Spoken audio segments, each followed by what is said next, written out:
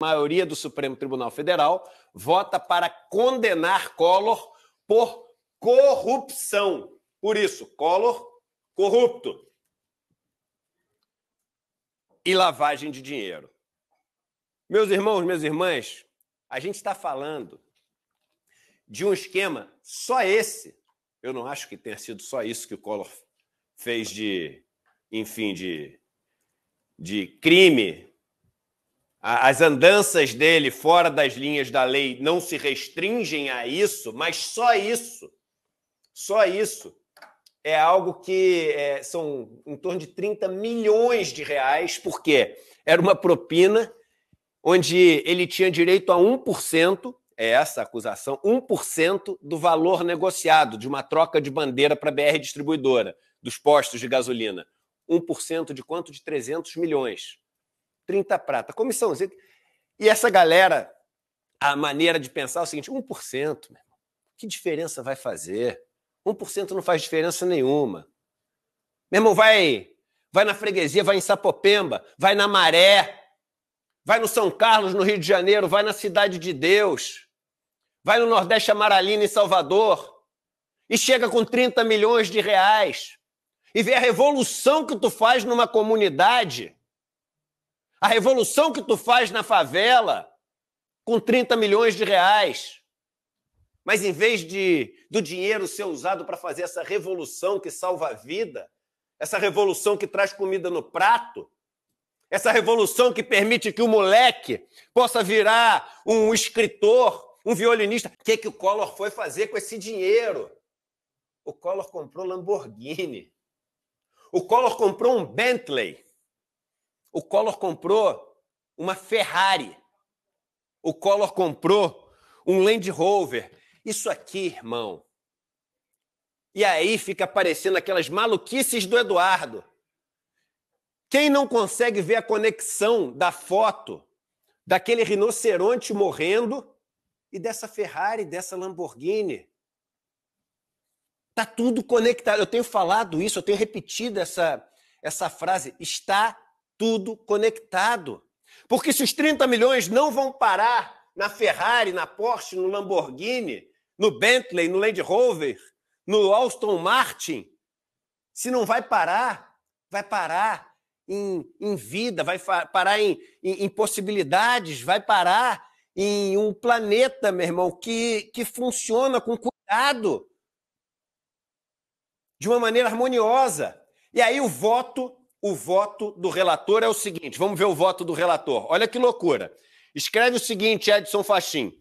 O conjunto probatório quer dizer as provas, o conjunto das provas produzido desses autos é já exaustivamente analisado no decorrer desse voto e apto a dar suporte à narrativa acusatória, ou seja, a história que os acusadores defendem, exposta na denúncia, no sentido de que os acusados, entre eles Fernando Collor de Mello, de fato integravam um grupo organizado destinado à prática de crimes no âmbito da BR Distribuidora, por meio das quais auferiam vantagens indevidas de natureza pecuniária. Roubavam grana, pronto.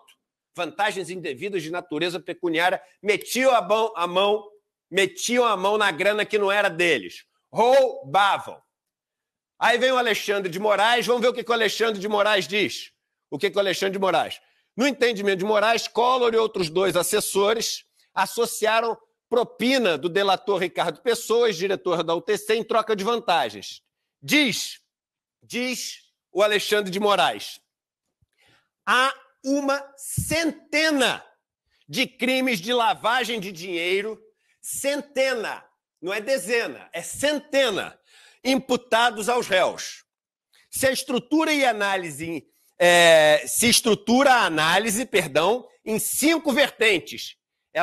Ela tem 5 linhas, a análise. A ocultação de valores mediante depósitos fracionados em dinheiro nas contas bancárias, conjuntamente com celebração de empréstimos fictícios para conceder aparência de ilicitude. O que quer dizer? Os caras roubavam dinheiro, desviaram, mas tinha toda uma estrutura para poder esconder esse desvio. É isso que a gente chama de lavagem de dinheiro. Quem não entende lavagem de dinheiro é o seguinte, você rouba e cria uma estrutura para poder parecer que o roubo não é roubo. Sabe aquela história da loja de chocolate no Rio de Janeiro, da Copenhagen, lá era do Flávio, não é isso? Do Flávio Bolsonaro? É aquela história que o Ministério Público do Rio falou. Ele vende o chocolate na maquininha lá, sai por R$100, mas o cara só paga 70. Ele, na contabilidade, jogou como se tivesse vendido por 100, mas só recebeu 70. Como é que fecha a contabilidade? Ele pega 30, que recebeu da rachadinha, completa com os 70, e aí deu origem. Isso é lavagem de dinheiro. É assim que funciona a lavagem de dinheiro. Então, esse crime do Collor é isso. Era muito dinheiro e tinha todo o esquema. Então, um julgamento que nos deixa, assim, esperançosos, minimamente, em relação a ver a justiça sendo feita com os personagens que normalmente não são afetados pela justiça no Brasil, porque tem bons advogados, tem muito dinheiro, tem influência nos círculos de poder, e Collor é assim, é um ex-presidente da República. Então, é importante e que representa as oligarquias, representa os coronéis, representa o dinheiro, diferente de Lula, por exemplo, que tinha ali a perseguição, o ódio de classe. O Collor não tem o ódio de classe. A luta de classe joga a favor de Collor. A gente vê isso de ontem, dá assim, uma nesga de esperança pequena, que eu nem me agarro muito nela para não me decepcionar, irmão. Mas o voto de Nunes Marques, para mim, é absolutamente revoltante, como tem sido revoltante a atuação desse ministro, que é, na minha opinião, vergonhosa. Vergonhosa. Um ministro que surge do nada, ninguém conhecia o Nunes Marques quando ele surgiu, entra lá um combinado, e eu digo combinado porque Bolsonaro já falou, ele é dos nossos, se referindo a André Mendonça, e dos nossos no plural, porque o outro é o Cássio Nunes, é o cara que o Bolsonaro colocou para ser o interlocutor dele. Não pode. Então fica aqui a minha revolta, a minha indignação com o voto do Nunes Marques